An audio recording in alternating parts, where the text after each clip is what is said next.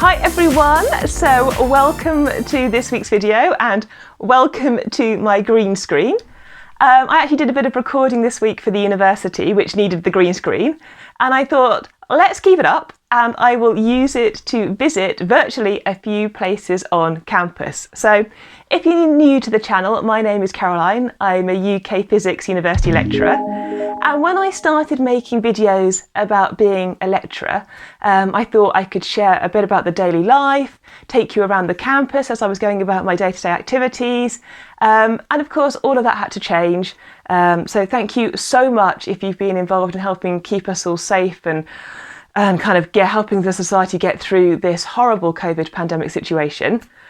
But yeah, I thought it would be a bit of fun just to use the green screen to visit a few places that I would normally go as a lecturer. So, number one, a lecture theatre. As a university lecturer, I would often spend time in lecture theatres delivering class, and obviously that's had to change for the last year. Pretty much all of my lectures were online delivery. I was only allowed into lecture theatres for very kind of controlled tutorial sessions where everyone was spread out and wearing face coverings and anti-bac and all the rest. But yeah, at some point I'll get to go back into lecture theatres. It's one of the bits of the job that I really like. You know, it's a really good fun standing at the front of the lecture theatre, delivering a class to hopefully students that would be in this room. At my university, we get this like cool control panel. So you can choose whether to project the slides from your laptop or the computer, use the visualizer, use handwritten notes, show audio clips. The table goes up and down so you can adjust the height to make it comfortable for you to write on as the lecturer. My home setup was nowhere near as impressive as this, so it will be nice at some point to get back into a lecture theatre and to have that live lecturing experience again. It'll also be nice to get back into my office. So when you become an academic at my university, you get allocated your own office.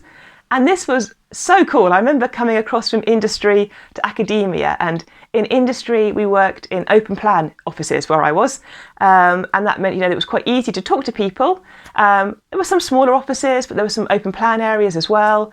And to go into your own individual office, you know, I got to choose the colour carpet from the university approved colour selection, of course, but the walls were repainted when I moved in, new curtains, new blinds went up. I could put my own kind of, I was going to say artwork, but basically I put science posters and pictures and some pictures of dressage horses up on the wall. And it's just nice to have your own space. And at this end of the room, I've made a kind of studenty meeting area. So we all look at a whiteboard and we can kind of cluster around it together and make our kind of notes collectively. It's quite funny at university. So when you join as a lecturer, at least at my uni, you get allocated an office like this. And then if I were to make it up the ranks to professor, I would get an office with not one, but 2 windows. So at the moment, I'm a lecturer, and that means I get an office with 1 window. And one day, if I become a professor, I will upgrade potentially to a 2-window office. But maybe that'll happen, we'll have to see. When the pandemic kind of hit, we were able to go into our offices to collect some things to come home in a controlled way. Lots of my files, of course, I needed to leave. So these are my undergraduate lecture notes.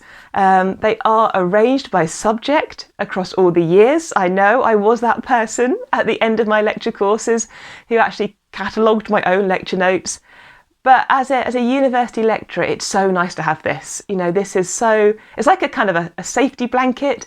So depending on what I'm asked to teach at the university, there is a hopefully good chance that I would have looked at something similar as an undergraduate student. And it's nice to have my lecture notes to hand. So yeah, at some point it'll be nice to revisit my lecture notes and see them again. It'll also be nice to just be on campus again for a bit more time. So yeah, the uni's been great, and they've been as flexible as they can in allowing us to continue our laboratory work. But there's stuff like this. I've never really understood this sculpture.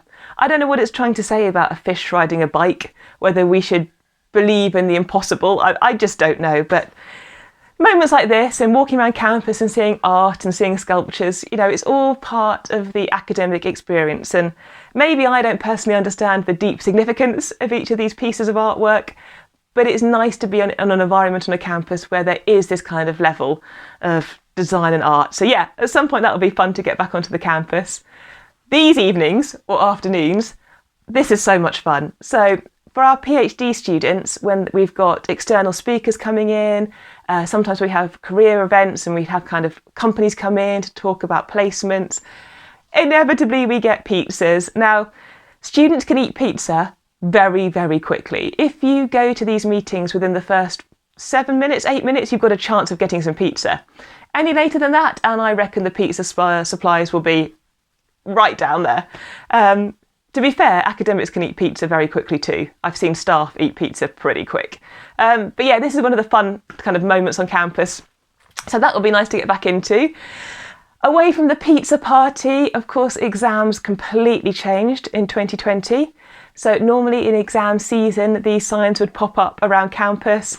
There'd be quiet lecture halls that are transformed into examination rooms. As the academic who's written the exam paper, there's regulations, so I need to be available during my own exam to take questions if there are any from the exam invigilators. And then at the end you get your exam papers and you do your marking. That's all changed. So last year my university went to fully online exams.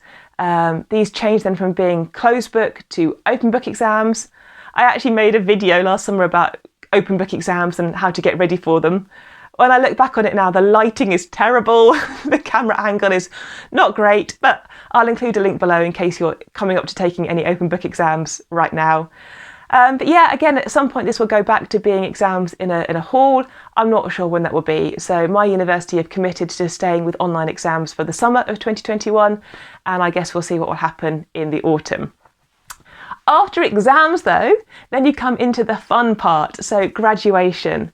Graduation is one of the nicest days, I think, if you're a university lecturer. It is just lovely to get to see students that you've taught and kind of seen progress through the different university years, actually get to celebrate, graduate, enjoy the day with their friends and family. It's just lovely. We get to get dressed up, so it means I get to put on my university gown or robe, and it's just so much fun. There's a big marquee, so we have a formal ceremony first in the cathedral, and then after people have been actually formally awarded their degree and we've done all the academic kind of procession, then we all go to the marquee. There's like chocolate fountains, buffets, fun balloons to take your photos by. It's just fun, and as I said, we all get to dress up and it's just, yeah, a lovely event. So last year's students, the 2020 graduating class, their graduation ceremony was postponed until this year. So for them, we did like a virtual event where we kind of threw silly hats up in the air, but their graduation ceremony will actually happen this year. So it means that this year there will be a bumper round of graduations because the 2020 students will graduate and the 2021 students will graduate. So it should be a really fun summer, and I will try to get some video footage of the event because it is so much fun. Also across the summer, open days would typically happen. These are my walkie-talkies. So when I send student ambassadors out around campus with prospective groups of students to keep track of everyone, which areas they're in, which parts of the department they're in, which parts of campus, I have a walkie-talkie system. Again, I've not needed to use that for the last year. All of our open days have been virtual events, but at some point I'll get to have fun with the walkie-talkies again. But yeah, campus tends to get quite quiet over the summer. After the graduation events, you know, the undergraduate students typically aren't then there. So it's just your masters and your PhDs and your academic researchers. And it is lovely, you know, the quietness of the campus, the lake. It is something that I think I missed last summer. I suspect I won't get to go too many times this summer, but we'll see, maybe. Usually across the summer is when I do quite a bit of my in-lab research. So if you're technologically minded or you're into science stuff, you'll recognise this as an oscilloscope. Again, our uni was awesome at keeping the labs open. They were brilliant, actually. We had like a rota system. My PhD students have been absolutely amazing and have been able to keep going in. They've collected some awesome data across the last year. So huge credit to them for persevering within the situation and continuing to be safe but collect data. But yeah, hopefully I'll be back in the lab soon. Hopefully festivals will be back again at some point. So I spoke at this, it's actually a music festival, but they had a science physics lab area. I gave a lecture there, so much fun, really, really muddy. I think I got stuck in the mud with my car. It was difficult to get out, but stuff like that is fun as a lecturer, to go out and give physics talks. Obviously as well, we sometimes go out to the pubs in the local area. My uni is involved with Pint of Science, which is a huge event that happens. It's not over the summer actually, this one, it's usually earlier in May. But for 3 days we take over loads of venues in our local town and do loads of kind of scientific and mathematical and engineering activities. And actually I think it's all disciplines, although it says Pint of Science, I think the topics are quite varied. But yeah, stuff like that will be fun when it happens again. And finally, of course, holidays. Travel, I've not gone anywhere, it just stayed very, very local.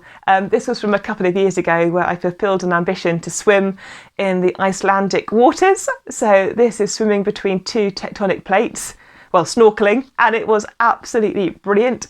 So at some point it'll be lovely to travel again, but I just know how fortunate and lucky I've been to be able to keep working. My university and students have been great. I've felt so privileged actually to be able to retain my job, to be able to stay safe, be surrounded by really wonderful, helpful people. So I hope the situation wherever you are is okay. I hope that you're safe. I hope things have been, you know, in this challenging situation as best as they could be for you. Please do keep taking care of yourself. Please do look after yourself. At some point, I'll come back to the green screen. At some point we'll be back on campus and I'll continue to take you around and show you bits and pieces. In the meantime, I'll try to mix up these videos to give you some different content. So if you're new, please do like, subscribe, comment, all that YouTube stuff that we're asked to suggest at the end of our videos. But honestly, it's so lovely to have this community on YouTube. It is so lovely to read your comments. So thank you so much for being part of this channel. Have a safe few days, have a good week, and I'll be back next Monday. Bye.